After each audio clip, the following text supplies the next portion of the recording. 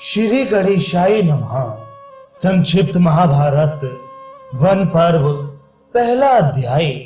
पांडवों का वन गमन। अंतर्यामी नारायण स्वरूप भगवान श्री कृष्ण, उनके सखा नर रत्न अर्जुन, उनकी लीला प्रकट करने वाली भगवती सरस्वती और उसके वक्ता भगवान व्यास को नमस्कार करके आसुरी संपत्तियों का नाश करके अंतःकरण पर विजय प्राप्त कराने वाले महाभारत ग्रंथ का पाठ करना चाहिए। जन्मेजय ने पूछा, महर्षि, दुरात्मा दुर्योधन, दुशासन आदि ने अपने मंत्रियों की सहायता से कपट दूत में पांडवों को जीत लिया। इतना ही नहीं, उन्होंने वैर भाव बढ़ाने के लिए भला बुरा भी कहा।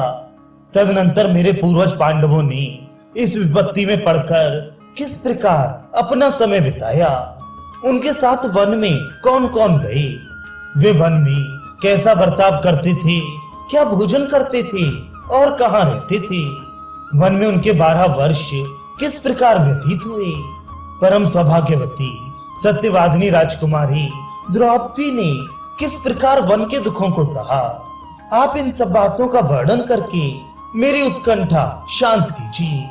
वैशंपायन जी ने कहा, जन्मेजय, महात्मा पांडव दुरात्मा दुर्योधन आदि के दुर्व्यवहार से दुखित और क्रोधित होकर अपने अस्त्र शस्त्र और रानी द्रौपदी के साथ हस्तिनापुर से निकल पड़े। वे हस्तिनापुर के वर्धमानपुर के सामने वाले द्वार से निकलकर उत्तर की ओर चले। इंद्रसेन आदि 14 सेवक भी अपनी स्त्रियों के साथ शीघ्रगामी रथों पर सवार होकर उनके पीछे पीछे चले। जब हस्तिनापुर की जनता को यह बात मालूम हुई तो उसके दुख का पारावार न रहा। सब लोग शोक से व्याकुल होकर इकट्ठे हुए और निर्भयता के साथ भीष्म पितामह, आचार्य द्रोण आदि की निंदा करने लगे। वे आपस में कहने लगे, दुरात्मा दुर्योधन शकुनी आदि की सहायता से राज्य करना चाहता है। इसके राज्य में हम, हमारा वंश, प्राचीन सदाचार और घर द्वार भी सुरक्षित रहेंगे, इसकी आशा नहीं है। राजा पापी हो और उसके सहायक भी पापी हो तो भला कुल मर्यादा, आचार, धर्म और अर्थ कैसे रह सकती हैं? और उनके न रहने पर सुख की तो आशा ही क्या हो सकती है। दुर्योधन एक तो अपने गुरुजनों से द्वेष करता है, दूसरे वंश की मर्यादा और अपने सुहृद संबंधियों को भी त्याग चुका है। ऐसे अर्थलोलुप, घमंडी और क्रूर के शासन में इस पृथ्वी का ही सर्वनाश निश्चित है। आओ हम सब वहीं चलकर रहें जहां हमारे प्यारे महात्मा पांडव जाते हैं। वे दयालु, जितेंद्रिय, यशस्वी और धर्मनिष्ठ हैं। हस्तिनापुर की जनता इस प्रकार आपस में विचार करके वहां से चल पड़ी और पांडवों के पास जाकर बड़ी नम्रता से हाथ जोड़ कहने लगी, पांडवों, आप लोगों का कल्याण हो। आप लोग हमें हस्तिनापुर में दुख भोगने के लिए छोड़कर स्वयं कहां जा रहे हैं? आप लोग जहां जाएंगे वहां हम भी चलेंगे। जब से हमें यह बात मालूम हुई कि दुर्योधन आदि ने बड़ी निर्दयता से कपट दूत में हराकर आप लोगों को वनवासी बना दिया है, तब से हम लोग बहुत भयभीत हो गए हैं। हमें ऐसी अवस्था में छोड़कर जाना उचित नहीं है।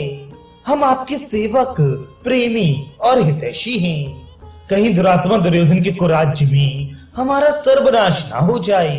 आप जानते ही हैं कि दुष्ट पुरुषों के साथ रहने में क्या क्या हानियां हैं और सत्पुरुषों के साथ रहने में क्या क्या लाभ हैं। जैसे सुगंधित पुष्पों के संसर्ग से जल, तिल और स्थान सुगंधित हो जाते हैं, वैसे ही मनुष्य भी भले बुरे के संग के अनुसार भला बुरा हो जाता है।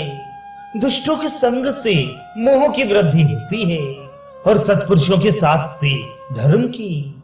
इसलिए बुद्धिमान पुरुषों को चाहिए कि ज्ञानी, वृद्ध, दयालु, शांत, जितेंद्रिय और तपस्वी पुरुषों का ही संग करे। कुलीन, विद्वान एवं धर्मपरायण पुरुषों की सेवा और उनका सत्संग शास्त्रों के स्वाध्याय से भी बढ़कर है। पापी पुरुषों के दर्शन, स्पर्श, वार्तालाप करने से तथा उनके साथ बैठने से धर्म और सदाचार का नाश हो जाता है और उन्नति के स्थान पर अवनति होती है। नीचों के संग से मनुष्यों की बुद्धि नष्ट होती है और सत्पुरुषों के संग से वह उन्नत हो जाती है।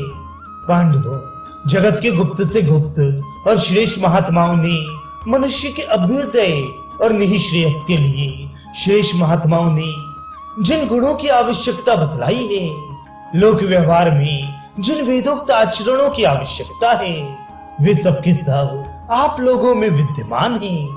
इसलिए आप जैसे सत्पुरुषों के साथ ही हम लोग रहना चाहते हैं, क्योंकि इसी में हमारा कल्याण है। प्रजा की बात सुनकर धर्मराज युधिष्ठिर ने कहा, मेरे पूजनीय और आदरणीय ब्राह्मण आदि प्रजाजन, वास्तव में हम लोगों में कोई गुण नहीं है, फिर भी आप लोग स्नेह और दया के वश होकर हम में गुण देख रहे हैं और उसका वर्णन कर रहे हैं। ये बड़े सौभाग्य की बात है। मैं अपने भाइयों के साथ आप लोगों से प्रार्थना करता हूँ, आप अपने प्रेम और कृपा से हमारी बात स्वीकार करें। इस समय हस्तिनापुर में पितामह भीष्म, राजा धृतराष्ट्र, महात्मा विदुर, हमारी माता कुंती और गांधारी तथा हमारे सभी सगे संबंधी सुहृद निवास कर रहे हैं।